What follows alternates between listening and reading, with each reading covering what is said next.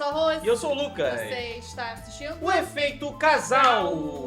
Galera, uma das melhores séries da Netflix, na minha opinião.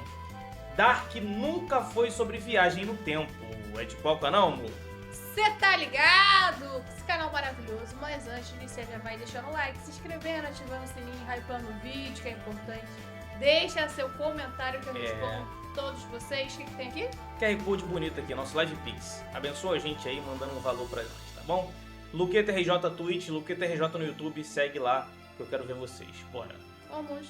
Tem séries que prendem a gente pelos personagens, outras pelas cenas de ação, mas Dark conseguiu fazer uma coisa muito mais difícil, prender todo mundo por um mistério. A cada episódio surgiu uma nova pergunta, uma nova peça desse quebra-cabeça gigantesco, e era impossível não ficar tentando entender como tudo aquilo se conectava. Só que depois de reassistir essa série, eu comecei a perceber uma coisa: talvez Dark nunca tenha sido de verdade só sobre viagem no tempo, sobre esses paradoxos, linhas do tempo e universos paralelos, porque por trás de toda essa complexidade, existe um outro lado da série, algo que faz Dark se sobressair dentre outras séries do mesmo tema. E é sobre isso que eu quero falar hoje, sobre como nunca mais terá outra série igual Dark.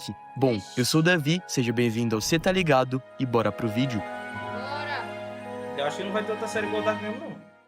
Será? Mano, Dark é aquele tipo de série que engana a gente, né, cara? Porque assim, quando você dá play no primeiro episódio, parece que você vai assistir só mais uma série de suspense, de investigação policial. Por exemplo, logo no começo a série apresenta criança desaparecida, uma cidade pequena cheia de segredos, personagens estranhos, uma caverna misteriosa, um clima sombrio. Tudo tem aquela vibe meio thriller, sabe? Tanto que na época, quando Dark começou a ganhar mais hype, muita gente começou a comparar ela com Stranger Things, porque o começo realmente é bem parecido. São duas séries que fazem do mistério a parada principal. Você acha que o grande plot da série vai ser descobrir quem levou o Mikkel, quem tá mentindo, quem sabe mais do que aparenta saber? Só que aí os episódios começam a passar e a série vai abrindo camadas atrás de camadas. E de repente você percebe que o desaparecimento do Mikkel era só a ponta de um iceberg gigantesco. A série sai de ser sobre um crime, sobre um possível sequestro de crianças, sobre algo simples e batido, e se torna sobre viagem no tempo, sobre paradoxo, sobre pessoas presas num ciclo que parece absolutamente impossível de quebrar. Porque assim, cara, quanto mais o Jonas tenta consertar as coisas, mais ele descobre que ele próprio faz parte do problema. Ele viaja pelo tempo, viaja pro passado, acreditando que vai impedir aquela tragédia, mas ele percebe que as ações dele estão justamente mantendo aquele ciclo vivo. Esse ciclo, esse paradoxo todo, vai ficando cada vez mais bizarro, porque a gente vai descobrindo que tudo tá interligado. Por exemplo, a grande descoberta que aquele garoto cresce, vira o Adam e passa a manipular o próprio eu mais jovem pra garantir que tudo aconteça exatamente do mesmo jeito e de novo, é completamente bizarro. É aí que Dark tem seus momentos de glória, né? Aqueles episódios absurdos com plot twists inacreditáveis. E é aí, pra mim, que Dark começa a ficar realmente assustadora, cara, porque até a viagem no tempo se torna algo simples dentro dessa narrativa. Esse grande paradoxo se torna algo tão grande e complexo que a sensação é que a série tá falando de algo muito mais profundo, pessoas tentando desesperadamente mudar a própria vida, mas acabando repetindo os mesmos erros pra sempre. E é exatamente aqui que eu queria chegar, o verdadeiro coração de Dark.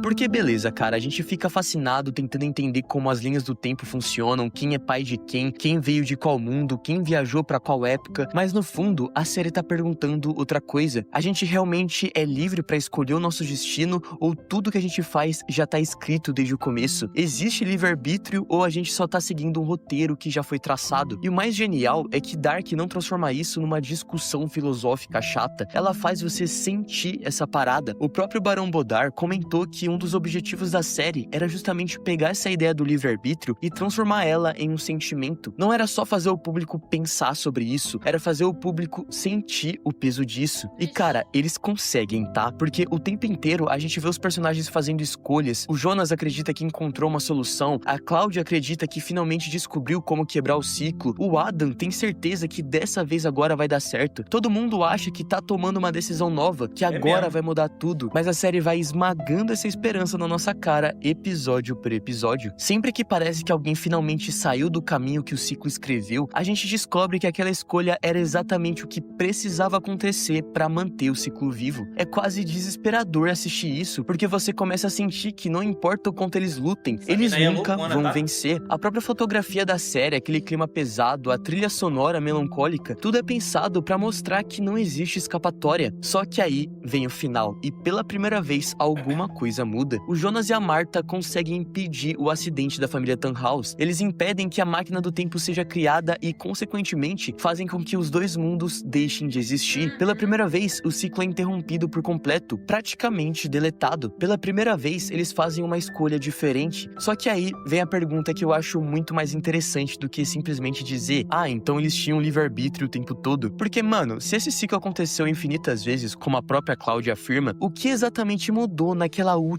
situação? O que fez justamente aquele Jonas e justamente aquela Martha conseguirem fazer algo que nunca tinha acontecido antes? Porque, sinceramente, eu acho que é aí que Dark se eleva a qualquer outra série do mesmo tema. E pra mim, é justamente nessa resposta que tá a verdadeira mensagem da obra.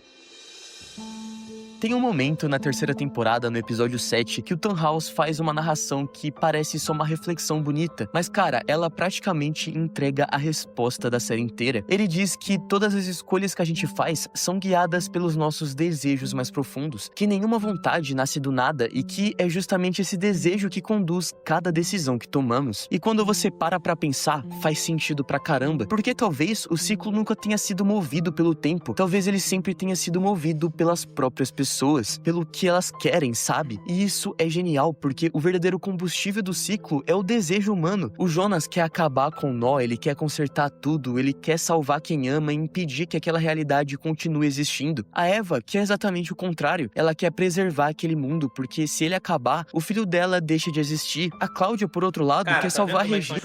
Cada um quer uma coisa. Um tá usando a razão e ela a emoção, o apego ao filho, né? Aí... na filha dela acima de qualquer coisa. E repara numa parada, nenhum deles está fazendo isso porque é mal, muito pelo contrário. Todos eles acreditam que estão fazendo a coisa certa, só que o desejo deles é tão forte que vai empurrando cada um para decisões cada vez mais absurdas e que se tornam vilanescas. O Jonas mata a Martha, cara, a Martha mata o Jonas, a Cláudia mata o próprio pai, mata sua outra versão e chega ao ponto de aceitar a morte da própria filha em determinado momento do ciclo. E isso não acontece porque eles enlouqueceram, acontece porque existe um objetivo que eles colocaram acima de absolutamente tudo. O Tannhaus fala que a vontade humana é poderosa o suficiente para superar qualquer obstáculo, e essa é a ideia de Dark. A série mostra que essa vontade é tão poderosa que é capaz de dobrar o espaço-tempo, mas também de dobrar a própria moralidade, porque quando você acredita que seu objetivo justifica tudo, matar, manipular, mentir, abandonar quem você ama, tudo começa a parecer aceitável. E o mais interessante é que isso não acontece só com os protagonistas que eu citei. O Ulrich, por exemplo, destrói a própria vida tentando encontrar um Mikkel. A Catarina acaba tendo um destino trágico tentando trazer a família de volta. O Noah dedica a vida inteira à busca pela filha. Todo mundo, sem exceção, é consumido por um desejo. E é justamente por isso que eles repetem as mesmas escolhas infinitas vezes. Não porque o paradoxo obriga, não porque o tempo obriga, mas porque eles continuam querendo exatamente as mesmas coisas. E cara, olha como isso muda. Eu vou te falar, análise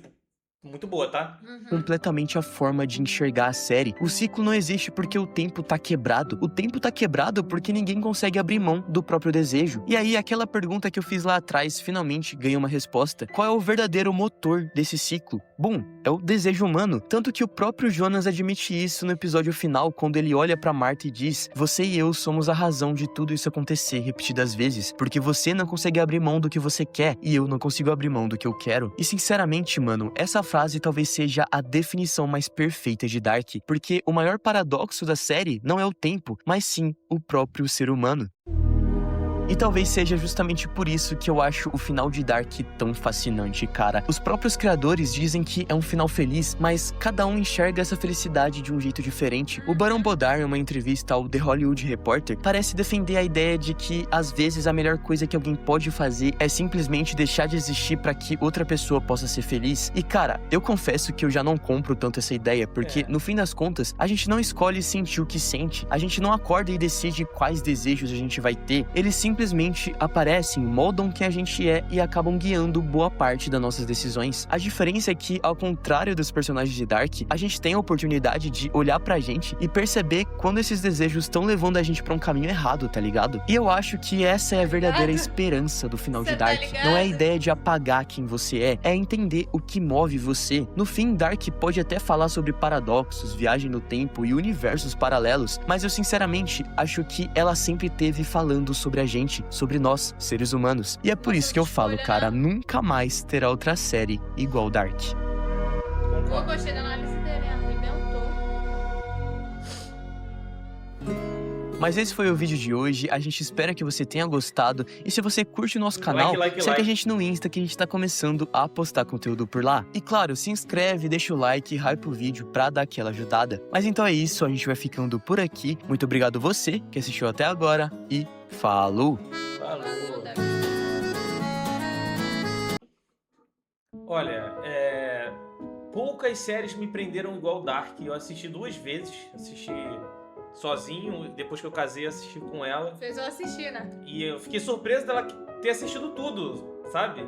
Tem algumas partes que são um pouco arrastadas, normal de toda a série, ter aquele, né? Mas ela assistiu, gostou. E, mano, essa série pra mim é uma das melhores da Netflix. Foi a série que fez eu ficar no YouTube, pô, pesquisando coisas sobre a série depois pra entender, de começar a gostar mais ainda de viagem no tempo. E esse canal aqui, ó, top, top, top, tá? Gostei bastante da análise dele. Essa série foi uma série muito boa pra mim também, porém não é uma série fácil de entender. Tem que pesquisar ainda um pouco depois que termina de assistir, porque esse negócio de viagem no tempo, paradoxo, é um pouco complicado de entender. Mas eu gostei também. E esse final pra mim foi um dos melhores também em série. Porque foi o desfecho, né? Eles encerraram aquele ciclo. E eu achei que foi um bom final. Foi uma série que não teve um final ruim. Que é muito raro, né? A gente ver uma série com um final bom. A série é muito boa, geralmente o final é ruim. Mas aqui foi redondinha, gostei, tá? Se você assistiu, se você gostou dessa série, o que você achou? Escreve aí nos comentários, deixa a sua opinião. E se você não assistiu, vai assistir, cara. Você não vai se arrepender. E o link do vídeo original tá na descrição, se você gostou da nossa reação. Deixe seu like, se inscreva no nosso canal e você assistiu o Efeito Casal.